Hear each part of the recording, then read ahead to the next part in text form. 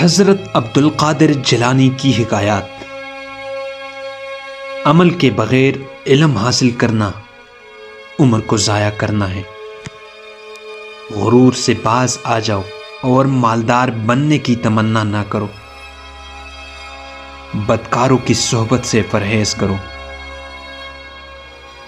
دنیا کے طلبگار آخرت سے محروم ہیں۔ زاہد کبھی دنیا کے پیچھے نہیں پھرتا۔ اللہ کو ناراض کر کے مخلوق کو خوش مت کرو۔ علم کی کتاب بند کر دو اور عمل کی کتاب کھول دو۔ حرام کا مال کھانے سے دل مردہ ہو جاتا ہے۔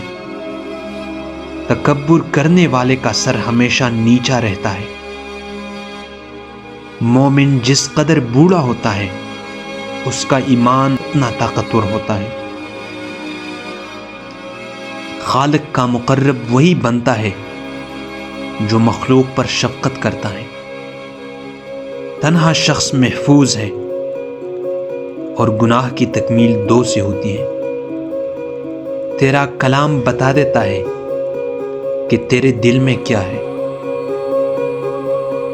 صبر اختیار کرو کیونکہ دنیا تمام مصائب کا مجموعہ ہے۔ اے عمل کرنے والے اخلاص پیدا کرو ورنہ فضول مشقت ہے۔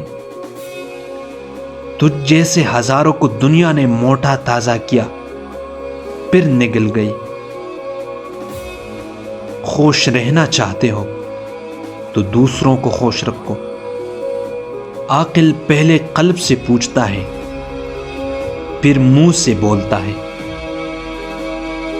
ظالم مظلوم کی دنیا بگاڑتا ہے اور اپنی آخرت۔